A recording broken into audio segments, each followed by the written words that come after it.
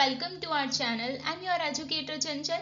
Plasma membrane हम पढ़ रहे थे, जिसके प्रीवियस लेक्चर में मैंने आपको इसका बेसिक बताया था। प्लाज्मा मेम्ब्रेन कहाँ प्रेजेंट होती है, कैसे इसकी स्ट्रक्चर होती है, कौन कौन से कंपोनेंट्स की इसमें प्रेजेंस होती है, और इससे रिलेटेड फ्लूइड मोज़ेक मॉडल यानी तरल मोज़ेक मॉडल क्या कहता है। अगर हम कंपोनेंट्स को थोड़ा सा रिवाइज करें तो इसमें जो है क्या क्या प्रेजेंट होते हैं। सबसे पहले इसमें लिपिड्स की प्रेजेंस होती है। लिपिड्स जो होते हैं बाइलेयर के फॉर्म में होती है, द्विस्तरीय संरचना के रूप में होते हैं, जो कि बेसिक स्ट्रक्चर है प्लाज्मा मेम्ब्रेन की। उसके अलावा इसमें प्रोटीन्स देखने को मिलते हैं। ये जो प्रोटीन्स होते हैं लिपिड बाइलेयर में इम्बेडेड फॉर्म में होते हैं, धसे हुए होते हैं। उसके अलावा कुछ पेरीफेरी पर भी प्रेजेंट होते हैं, परिधि पर भी उपस्थित होते हैं। उसके अलावा हमें कार्बोहाइड्रेट्स देखने को मिलते हैं। ये जो कार्बोहाइड्रेट है अगर लिपिड से जुड़े हुए हैं तो हम उन्हें कहेंगे ग्लाइकोलिपिड्स, और अगर प्रोटीन से जुड़े हुए हैं तो हम उन्हें ग्लाइकोप्रोटीन्स कहते हैं। इसके अलावा हमें प्लाज्मा मेम्ब्रेन में स्टेरॉल्स देखने को मिलते हैं। स्टेरॉल्स अगर एनिमल सेल के केस में बात करेंगे तो वो होते हैं कोलेस्ट्रॉल। उसके अलावा अगर हम प्लांट सेल में बात करते हैं पादप कोशिका में, तो उसकी झिल्ली में इस कोलेस्ट्रॉल ना होकर दो अदर स्टेरॉल्स होते हैं, जो कि है सीटोस्टेरॉल एंड स्टिग्मास्टेरॉल। वहीं अगर हम फंजाई की कवक की बात करें तो उसकी प्लाज्मा मेम्ब्रेन में हमें देखने को मिलते हैं अर्गोस्टेरॉल। तो यहाँ से प्रश्न पूछा जाता है कि कोलेस्ट्रॉल जो होता है वो कौन सी सेल में प्रेजेंट होता है, तो वो सिर्फ एनिमल सेल में देखने को मिलेगा। ठीक है, तो ये सब हम प्रीवियस लेक्चर में डिस्कस कर चुके हैं, आप वो लेक्चर जरूर देख लीजिएगा। आज के इस लेक्चर में हम मेम्ब्रेन लिपिड्स के बारे में पढ़ने वाले हैं। आराम से आपको 2 मार्क्स जो है वो एग्जाम में ये प्लाज्मा मेम्ब्रेन के लेक्चर देकर जाएंगे, तो लेक्चर जरूर देखिएगा। चलिए आज के लेक्चर की शुरुआत करते हैं। प्लाज्मा मेम्ब्रेन में जो लिपिड्स होती हैं उसकी कई फॉर्म्स हमें देखने को मिलती है। अगर हम बेसिक फॉर्म की बात करें तो ये बाइलेयर के फॉर्म में होती है। कैसी होती है? द्विस्तरीय संरचना के रूप में लिपिड देखने को मिलती है। आप यहाँ पर देख सकते हो, एक इस तरह इसका ये रहा और दूसरा ये रहा, तो 2 लेयर के फॉर्म में ये प्रेजेंट होती है। अब यहाँ पर ये जो 2 लेयर के फॉर्म में है, ऐसा क्यों है? देखिए यहाँ पर जो लिपिड होती है वो किस नेचर की होती है? वो एम्फीपैथिक नेचर की होती है। किस नेचर की होगी? एम्फीपैथिक। अब एम्फीपैथिक नेचर होने का मतलब क्या है? एम्फीपैथिक नेचर होने का मतलब है कि इसमें पोलार और नॉन पोलार एंड दोनों प्रेजेंट होते हैं। क्या होंगे? पोलार एंड नॉन पोलार दोनों एंड्स प्रेजेंट होंगे। अब पोलार और नॉन पोलार एंड क्या होते हैं? अगर मैं बात करती हूँ पोलार की, तो पोलार एंड वो है जो कि वाटर में सॉल्युबल होगा, जल में घुलनशील होता है। तो ये कैसे हैं? ये वाटर सॉल्युबल होते हैं, या कह सकते हो जल में घुलनशील होते हैं, जल में घुलनशील होंगे। ठीक है, वहीं अगर हम बात करते हैं नॉन पोलार की, तो नॉन पोलार वाटर इनसॉल्युबल होते हैं। कैसे होंगे? वाटर इनसॉल्युबल होंगे, यानी कि जल में अघुलनशील होते हैं। जल में ये कैसे हैं? घुलते नहीं हैं। उसके अलावा 2 और टर्म्स इनके लिए यूज करी जाती है। अगर मैं पोलार की बात करूं तो इसे कहा जाता है हाइड्रोफिलिक। क्या कहेंगे? हाइड्रोफिलिक। हाइड्रो मतलब कि वाटर, फिलिक मतलब कि उससे स्नेह करने वाला। तो ये कैसे होते हैं? वाटर लविंग होते हैं, वाटर में सॉल्युबलाइज होते हैं। वहीं अगर हम नॉन पोलार की बात करें तो इन्हें कहा जाता है हाइड्रोफोबिक। हाइड्रो मतलब वही वाटर, फोबिक मतलब कि उससे भागने वाला। कहते हैं ना हमें फोबिया है, तो डरने वाला। तो ये कैसा होगा? ये वाटर से क्या है? अपना जो कांटेक्ट है वो मिनिमाइज करेगा, वाटर से दूर भागेगा। ठीक है, तो ये चीज ध्यान रहे कि एम्फीपैथिक नेचर के होते हैं लिपिड। यहाँ पर क्वेश्चंस पूछे जाते हैं, तो आपको ध्यान रखना है कैसा नेचर होगा इन लिपिड्स का? एम्फीपैथिक होगा। इसमें पोलार एंड नॉन पोलार दोनों एंड्स होंगे। अब यहाँ पर आप इसकी स्ट्रक्चर देखिए, ये लिपिड जो है वो बाइलेयर के फॉर्म में होते हैं, जो कि प्लाज्मा मेम्ब्रेन की बेसिक स्ट्रक्चर भी है। अब अगर आप पर्टिकुलर, हम सबसे पहले पर्टिकुलर बात कर लेते हैं लिपिड मॉलिक्यूल की, तो ये कैसा होता है? एक तो इसमें हेड पोर्शन होता है। ठीक है, ये क्या है? हेड होता है। उसके अलावा इसमें क्या होती हैं? 2 टेल्स प्रेजेंट होती हैं। ये क्या है? टेल पोर्शन है। अब यहाँ पर जो हेड पोर्शन होता है, ये वाला जो भाग होता है, ये कैसा होता है? ये हमारा हाइड्रोफिलिक होता है। हाइड्रोफिलिक यानी पोलार होता है, वाटर में सॉल्युबलाइज होने वाला होता है, वाटर से स्नेह करने वाला होता है। वहीं ये जो टेल पोर्शन होता है, ये कैसा होता है? ये हाइड्रोफोबिक होता है। कैसा होगा, हाइड्रोफोबिक यानी कि वाटर से भागने वाला होगा। अब आप बाइलेयर स्ट्रक्चर यहाँ पर देखो, इसमें जो हेड पोर्शन है लिपिड मॉलिक्यूल्स का, वो तो कहाँ पर है, वाटर के कांटेक्ट में है। यहाँ पर ये क्या है, वाटर है, इधर की तरफ भी वाटर है और यहाँ पर भी वाटर है। ठीक है, देखा होगा आपने, जब हम सेल की बात करते हैं तो इंटर और एक्स्ट्रा सेल्यूलर एक्वेशियस फेज होगी। प्लाज्मा मेम्ब्रेन की जब हम बात करेंगे, बाहर भी पानी और अंदर की तरफ भी होगा। तो ये जो प्लाज्मा मेम्ब्रेन होती है वो किस तरीके से अरेंज है, यहाँ पर लिपिड्स, इसका जो हेड पोर्शन है वो वाटर के कांटेक्ट में है और जो टेल पोर्शन है, क्योंकि ये हाइड्रोफोबिक है तो ये एक दूसरे की तरफ फेस करके प्रेजेंट होते हैं। ठीक है, तो लिपिड्स यहाँ पर कैसी होंगी, बाइलेयर के फॉर्म में होगी, जिसमें हेड पोर्शन वाटर के कांटेक्ट में रहेगा और जो टेल पोर्शन होगा वो वाटर से अपना कांटेक्ट मिनिमाइज करने के लिए एक दूसरे की तरफ यहाँ पर फेस करके प्रेजेंट रहेगा। क्लियर है यहाँ तक? अब हमने ये तो देख लिया कि लिपिड जो होते हैं बाइलेयर के फॉर्म में कैसे प्रेजेंट है, लिपिड की स्ट्रक्चर कैसी होती है। अब यहाँ पर अगर हम बात करें, प्लाज्मा मेम्ब्रेन में 3 तरीके के लिपिड मॉलिक्यूल्स की प्रेजेंस होती है। कितने टाइप्स होते हैं इसके? 3 टाइप्स होते हैं। कौन कौन से? सबसे पहला यहाँ पर होता है फॉस्फोलिपिड्स। क्या होंगे? फॉस्फोलिपिड्स।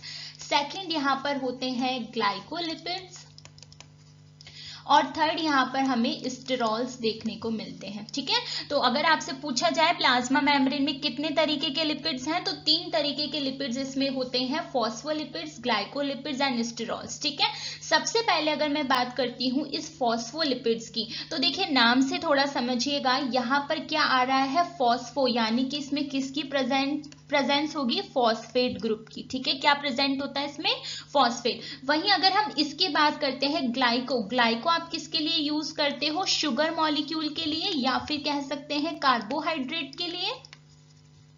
तो ये वो लिपिड है जिसमें क्या प्रेजेंट है, कार्बोहाइड्रेट या शुगर मॉलिक्यूल प्रेजेंट है। ठीक है, स्टेरॉल्स मैंने आपको बता ही दिए थे, एनिमल सेल में कौन सा होगा। अगर हम एनिमल सेल की बात कर रहे हैं तो वहां पर क्या होंगे, वहां पर हमें कोलेस्ट्रॉल देखने को मिलता है। ठीक है, ये पूछा जाता है, आप ध्यान रखिएगा। वहीं प्लांट के केस में अगर हम बात करते हैं तो एक तो हमारा सीटोस्टेरॉल वहां पर होता है, दूसरा कौन सा होता है, स्टिग्मा स्टेरॉल। ठीक है, वहीं अगर हम फंजाई की बात करें तो फंजाई में कौन सा होगा, अर्गोस्टेरॉल। इनका सबके नाम बच्चा ध्यान रखना, प्रश्न यहाँ से पूछे जाते हैं। ठीक है, तो ये 3 तरीके के लिपिड्स हैं, 1 बाय 1 अब हम इनको डिस्कस कर लेते हैं। तो फॉस्फोलिपिड्स के बारे में सबसे मेन पॉइंट आपको ध्यान रखना है, जहां से प्रश्न बार बार पूछे जाते हैं कि ये मोस्ट अबंडेंट लिपिड होती है। 3 तरीके की लिपिड जो देखी है हमने, फॉस्फो, ग्लाइको एंड स्टेरॉल्स, उसमें से फॉस्फोलिपिड्स मोस्ट अबंडेंट लिपिड है जो प्लाज्मा मेम्ब्रेन में देखने को मिलती है। कौन सी है मोस्ट अबंडेंट, फॉस्फोलिपिड। अब फॉस्फोलिपिड की स्ट्रक्चर हम देखते हैं। देखिए इसमें कितने कंपोनेंट से मिलकर ये बनी हुई होती है, इसमें हमें 4 कंपोनेंट्स देखने को मिलते हैं। कौन कौन से होंगे, स्ट्रक्चर से समझते हैं। लिपिड मॉलिक्यूल में एक तो हेड पोर्शन होता है और 2 हमें टेल्स देखने को मिलती हैं। ठीक है, 2 टेल्स देखने को मिलती है, बाइलेयर की बात है ये यहाँ पे। ठीक है, अगर मैं यहाँ पर हेड पोर्शन में बात करूँ तो हमें क्या क्या देखने को मिलेगा। देखिए सबसे पहले तो यहाँ पर हमें एल्कोहल देखने को मिलता है। क्या होगा, एल्कोहल मॉलिक्यूल। 2 तरीके के एल्कोहल फॉस्फोलिपिड्स में होते हैं, एक तो होता है ग्लिसरॉल, दूसरा होता है स्फिंगोसिन। नाम ध्यान रहेंगे, एल्कोहल होते हैं 2 तरीके के होंगे फॉस्फोलिपिड्स में, एक होगा ग्लिसरॉल, दूसरा होगा स्फिंगोसिन। ठीक है, इस एल्कोहल से क्या अटैच होता है, यहाँ पर फॉस्फेट ग्रुप अटैच होता है। क्या अटैच होगा, फॉस्फेट ग्रुप अटैच होगा। वहीं अगर हम इस फॉस्फेट से बात करते हैं तो फॉस्फेट से यहाँ पर एक और एल्कोहल जुड़ा हुआ रहता है। ठीक है, तो बेसिक स्ट्रक्चर अगर हम बात कर रहे हैं, इस हेड पोर्शन में क्या क्या होगा, एक तो एल्कोहल होगा जो कि ग्लिसरॉल या स्फिंगोसिन हो सकता है, उससे जुड़ा हुआ फॉस्फेट होता है, फॉस्फेट से जुड़ा हुआ एल्कोहल होता है। ये एल्कोहल डिफरेंट टाइप का होगा, ये वाला जो एल्कोहल है फॉस्फेट से जुड़ा हुआ, इसमें डिफरेंट टाइप देखने को मिलते हैं, जिसके अकॉर्डिंग हमें फॉस्फोलिपिड्स के टाइप देखने को मिल जाते हैं, जो अभी हम आगे डिस्कस करते हैं। ठीक है, वहीं ये तो हेड पोर्शन हो गया। अगर मैं यहाँ पर टेल पोर्शन की बात करती हूँ तो यहाँ पर इस एल्कोहल से जो है क्या जुड़ी हुई रहती हैं? दो फैटी एसिड्स की टेल जुड़ी हुई रहती है। तो टेल पोर्शन किससे बना हुआ है? फैटी एसिड से बना हुआ है। अब आप देखिए इनके कंपोनेंट्स को, अगर मैं हेड की बात करूं, अल्कोहल है, फॉस्फेट है और अल्कोहल है, ये तीनों ही कैसे होंगे? वाटर सॉल्युबल होंगे। दैट्स वाई ये जो हेड पोर्शन होता है ये कैसा होता है? पोलार नेचर का होता है। वहीं अगर आप इस टेल पोर्शन की बात करो तो ये कैसा बना हुआ है? फैटी एसिड से बना हुआ है। किससे बना है? फैटी एसिड से। फैटी एसिड कैसा होगा? वाटर इनसॉल्युबल होगा। तो इसीलिए ये जो पार्ट होता है ये कैसा होता है? नॉन पोलार नेचर का होता है। अब यहाँ पे थोड़ा गौर करना, इसमें से एक टेल पोर्शन आप देखोगे तो ये एकदम स्ट्रेट है, दूसरे वाले में हल्का सा किंक हमें देखने को मिल रहा है। यहाँ पर दिख रहा है आपको? तो ये जो किंक होता है ये किसकी वजह से देखने को मिलता है? डबल बॉन्ड की वजह से देखने को मिलता है। ठीक है, ये जो चेन है इसमें यहाँ पे डबल बॉन्ड की प्रेजेंस होती है जो कि प्लाज्मा मेम्ब्रेन को कैरेक्टरिस्टिक नेचर देता है। ये हम जब अभी फ्लूइडिटी में आपको पढ़ाऊंगी तब इस चीज को वहां पर अच्छे से डिस्कस कर लेंगे। यहां तक फॉस्फोलिपिड की स्ट्रक्चर आपको क्लियर है? सो फॉस्फोलिपिड्स के भी दो टाइप होते हैं, वो किस बेस पर होते हैं वो अभी समझते हैं। देखिए पहले तो मैं आपको बता दूं इसके कितने टाइप हैं? दो टाइप हैं। अब वो कैसे होंगे? स्ट्रक्चर ध्यान करिए, मैंने आपको हेड ग्रुप में बताया था कि अल्कोहल होता है, उस अल्कोहल से फॉस्फेट अटैच है और उससे अगेन अल्कोहल अटैच होता है। ठीक है, और इससे हमारी क्या अटैच होती हैं? ये फैटी एसिड चेन्स अटैच होती हैं। ठीक है, ये मैंने बताया था। तो अगर मैं बात करती हूं यहाँ पर ये वाला जो अल्कोहल है वो ग्लिसरॉल है। क्या है? ग्लिसरॉल है। तब हम इसे क्या कहेंगे? तब हम इसे कहेंगे फॉस्फोग्लिसराइड्स। क्या कहेंगे? फॉस्फोग्लिसराइड्स कहेंगे। तो प्रश्न यहां से पूछा गया था कि ये जो है फॉस्फोलिपिड्स में मोस्ट अबंडेंट कौन देखने को मिलता है? तो वो फॉस्फोग्लिसराइड्स होते हैं। ठीक है, जिसमें क्या होगा? यहाँ पर ग्लिसरॉल होता है। वहीं अगर मैं इसके सेकंड टाइप की बात करती हूँ तो यहाँ पर जो हमारा अल्कोहल है इससे अटैच फॉस्फेट है और इससे अटैच अगेन एक और अल्कोहल है और इसमें सिर्फ एक ही फैटी एसिड चेन होती है। ये चीज ध्यान रहे, फॉस्फोग्लिसराइड्स में दो चेन्स होती हैं बट इसमें अगर हम बात करते हैं तो सिर्फ एक चेन होती है। अब यहाँ पर जो ग्लिसरॉल होगा वो क्या होगा? वो हमारा स्फिंगोसीन होगा। क्या होगा? स्फिंगोसीन होगा। तो इसका नाम क्या हो जाएगा? इसका नाम हो जाएगा स्फिंगोफॉस्फोलिपिड। स्फिंगोफॉस्फोलिपिड नाम ध्यान रहेंगे। तो देखिए फॉस्फोग्लिसराइड्स में तो यहाँ पर क्या है? ग्लिसरॉल है, इसलिए हमने इसको फॉस्फोग्लिसराइड कहा है। इसमें दो फैटी एसिड चेन है, ये चीजें अच्छे से ध्यान रहे। वहीं अगर हम बात करें, अगर अल्कोहल में स्फिंगोसीन होता है तो वो स्फिंगोफॉस्फोलिपिड बनाते हैं जिसमें सिर्फ एक फैटी एसिड चेन होती है। अभी रिसेंटली में ये क्वेश्चन पूछा गया था कि ये वाला जो हमारा अल्कोहल है अगर ये कॉलीन है, क्या है? कॉलीन है, तो ऑल्सो हम इसे क्या कहेंगे? लेसिथीन भी कहते हैं। ये नाम ध्यान रहे, मोस्ट इंपॉर्टेंट करके लिख लेना इसे, लेसिथीन। तो क्वेश्चन पूछा गया था कि ये जो लेसिथीन होता है ये क्या है? तो ये लेसिथीन क्या है? एक फॉस्फोलिपिड है। क्या है बच्चा?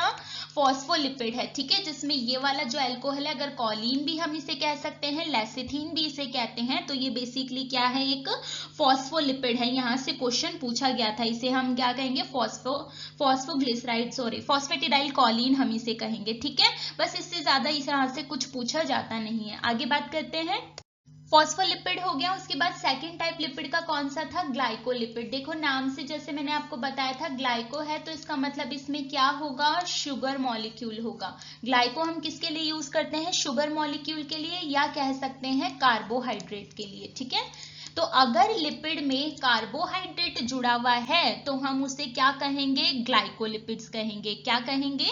ग्लाइकोलिपिड्स। तो ग्लाइकोलिपिड्स में क्या होते हैं? कार्बोहाइड्रेट की प्रेजेंस होती है, वो लिपिड से जुड़ते हैं। लिपिड से कैसे बॉन्ड बनाते हैं? कोवेलेंटली। ठीक है, कैसे जुड़ेंगे? कोवेलेंटली। अब कोई चीज अगर कोवेलेंटली अटैच्ड होती है तो उसे तोड़ना मतलब अलग करना जो है वो आसान तो नहीं होता है, तो ये चीज ध्यान रहे। अब यहाँ पर जो मेन आपको ध्यान रखना है कि जो कार्बोहाइड्रेट है, यहाँ पर हमने तीन तरीके के कार्बोहाइड्रेट पढ़े हैं, मोनोसेकेराइड, ओलिगोसेकेराइड एंड पॉलीसेकेराइड। पर यहाँ पर जो कार्बोहाइड्रेट होते हैं या तो वो मोनोसेकेराइड्स हो सकते हैं या फिर ऑलिगोसैकेराइड्स हो सकते हैं। ठीक है, पॉलीसैकेराइड्स यहाँ पर कभी भी देखने को नहीं मिलेगा। ठीक है, उसके अलावा जो मोस्ट इंपॉर्टेंट करके लिख लेना, यहाँ से प्रश्न पूछे जाते हैं कि ये जो ग्लाइकोलिपिड्स होते हैं ये कहाँ पर प्रेजेंट होते हैं प्लाज्मा मेम्ब्रेन में। तो हमेशा ध्यान रहे कि ये कहाँ पर होंगे, आउटर लीफलेट की तरफ होते हैं, बाहर की तरफ होते हैं। हमेशा ध्यान रहेगा कहाँ प्रेजेंट होंगे ग्लाइकोलिपिड्स, आउटर लीफलेट की तरफ होंगे, बाहर की तरफ होंगे, जहां पर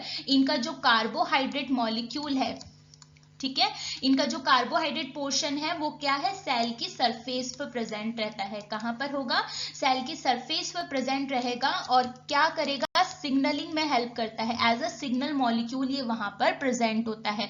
ये चीज अच्छे से ध्यान रहे, यहां से प्रश्न जो है वो पूछा जाता है। ठीक है, अब यहाँ पे मोस्ट इंपॉर्टेंट करके इस चीज को लिख लेना, क्योंकि लिपिड ड्राफ्ट से क्वेश्चंस जो है वो पूछे जाते हैं। देखिए, बाइलेयर जो होती है, लिपिड बाइलेयर, जब आप उसमें देखोगे तो हमने देखा कि कुछ ऑर्डर्ड फॉर्म उसकी देखने को नहीं मिलती है, लेकिन अगर वहां पर लिपिड ड्राफ्ट होते हैं तो ये क्या होगा, पोर्शन मोर ऑर्डर्ड होगा। ठीक है, यानी यहाँ पर हमें ऑर्डर देखने को मिलेगा। दूसरा, ये कैसे हो जाएंगे, थोड़े थिक पोर्शन बनाएंगे। ठीक है, आप यहाँ पर डायग्राम में देख सकते हो, ये जो है थोड़ा थिक पोर्शन हो जाएगा। माइक्रोडोमेन्स बेसिकली ये होते हैं।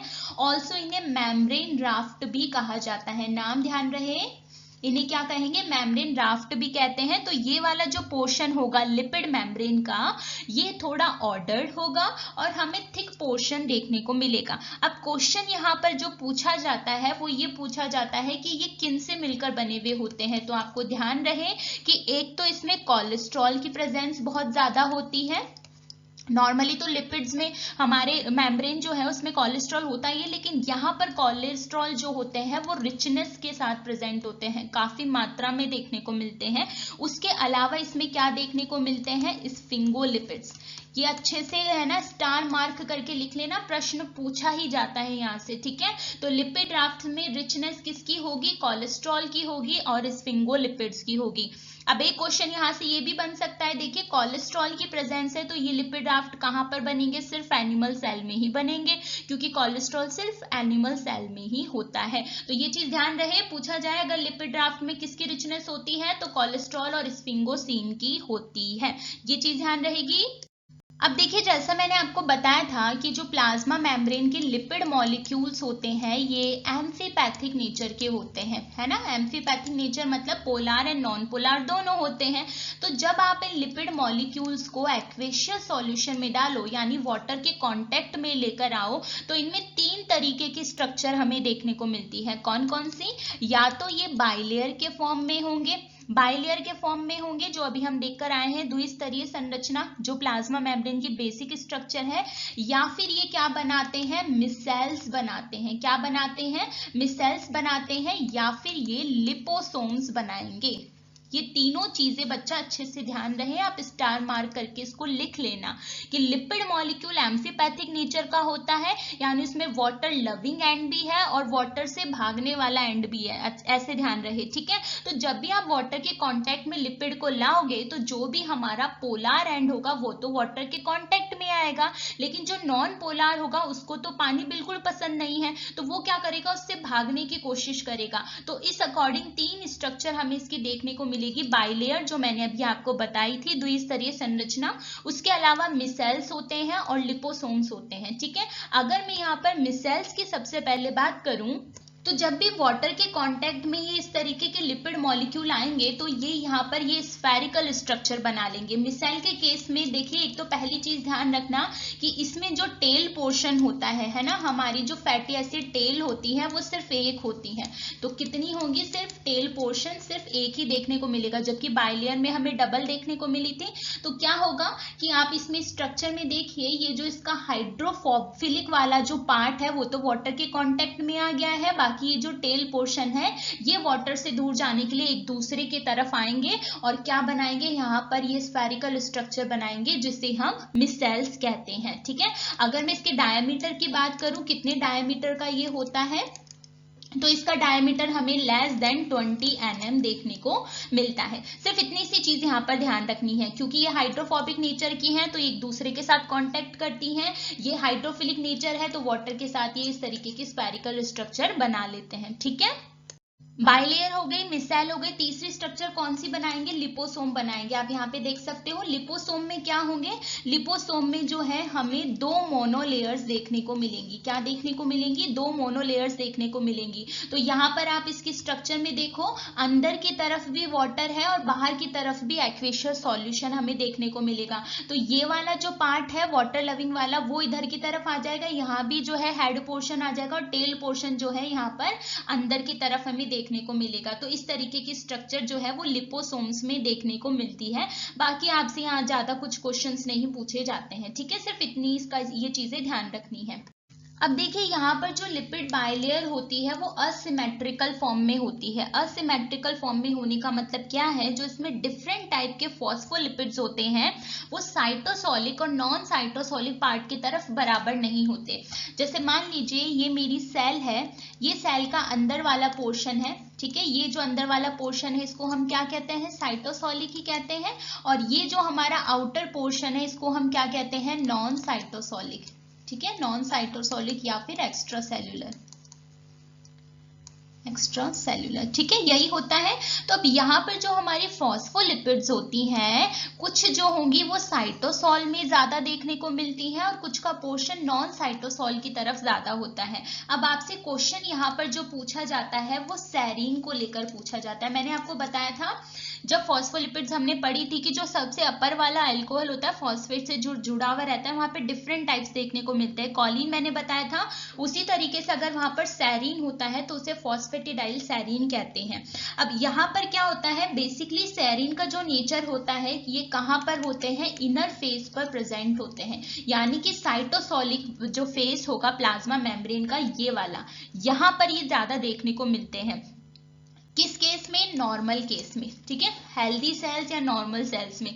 लेकिन अगर हम बात करते हैं एपोप्टोटिक सेल्स की, एपोप्टोटिक सेल पता है आपको, एपोप्टोटिक की प्रोसेस अगर थोड़ा बहुत ध्यान हो तो वो सेल जो कि अब डेथ की तरफ जाएगी, ठीक है, जिस सेल को हम क्या, जिसे हम सेल डेथ भी कहते हैं, ठीक है। तो अगर एपोप्टोटिक सेल की हम बात करते हैं तो इसमें ये जो सेरीन होता है वो इनर फेस से कहां पर आ जाता है, आउटर फेस पर आ जाता है, बाहर की तरफ आ जाता है। क्वेश्चंस पूछा जाता है तो हमेशा ध्यान रहे कि अगर जो नॉर्मल सेल है वहां पर सेरीन जो होगा वो इनर फेस पर होगा प्लाज्मा मेम्ब्रेन के, लेकिन एपोप्टोटिक सेल जो होती है वो सेल जो सेल डेथ पे जाएगी वहां पर ये आउटर फेस पर आ जाता है और एज अ सिग्नल वहां पर वर्क करता है। सिर्फ इतनी चीज यहाँ पर ध्यान रखनी है, ठीक है। अब ये जो प्लाज्मा मेम्ब्रेन में फॉस्फोलिपिड्स की असिमेट्री है ये 3 ट्रांसपोर्टर से डिसाइड होती है। यहाँ से प्रश्न पूछे जाते हैं, अच्छे से समझिएगा। सबसे पहला ट्रांसपोर्टर यहाँ पर आता है फ्लीपेज। क्या नाम है, फ्लीपेज।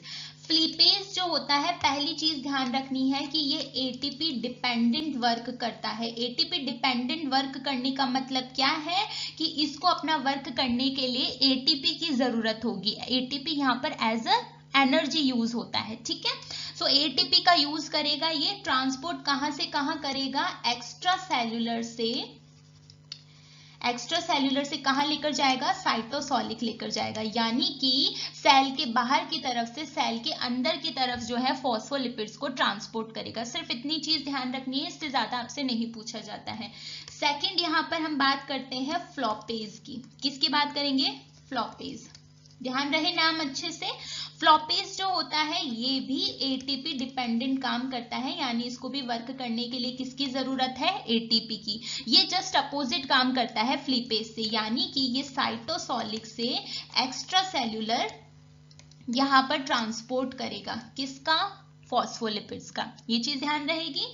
तीसरा जो हमें यहाँ पर देखने को मिलता है उसे कहते हैं स्क्रैम्बलेज। क्या कहते हैं, स्क्रैम्बलेज। स्क्रैम्बलेज को एटीपी की जरूरत नहीं होती है, ये चीज ध्यान रहे, ये एटीपी इंडिपेंडेंट होता है, यानी कि इसको वर्क करने के लिए एटीपी नहीं चाहिए। और ये क्या करता है, ये जो ट्रांसपोर्ट करता है ये कहीं भी कर सकता है, यानी कि ये एक्स्ट्रा सेल्यूलर से साइटोसोल भी लाएगा और साइटोसोल से एक्स्ट्रा सेल्यूलर भी लाएगा। तो बेसिकली इसका काम क्या है, बैलेंस बना के रखना।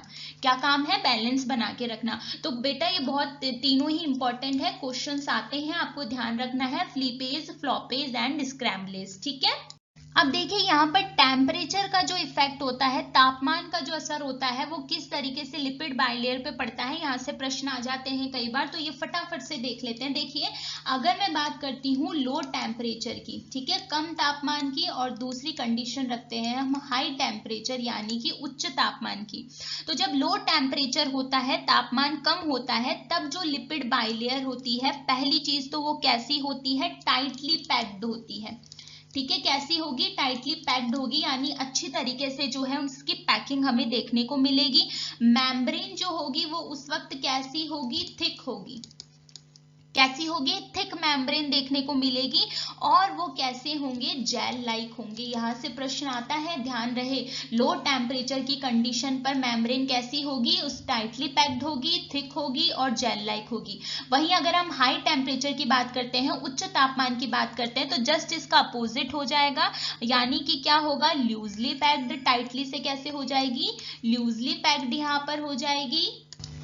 ठीक है, उसके अलावा क्या होगी, जो हमारी मेम्ब्रेन है वो कैसी हो जाएगी, यहाँ पर थिन हो जाएगी, और इसका वो जो ऑर्गेनाइजेशन है वो कैसा हो जाएगा, फ्लूइड लाइक हो जाएगा, तरल के जैसे ही हमें देखने को मिलेगी। सिर्फ ये इतनी चीजें यहाँ पर ध्यान रखनी है। ठीक है, सो आज के लेक्चर में इतना ही। मेम्ब्रेन लिपिड से जुड़े जितने भी प्रश्न एग्जाम्स में आपसे पूछे जाते हैं, जितनी भी आने वाले एग्जाम्स में जो है आपसे क्वेश्चंस पूछे जा सकते हैं, वो मैंने आपको यहाँ पर सभी बता दिए हैं।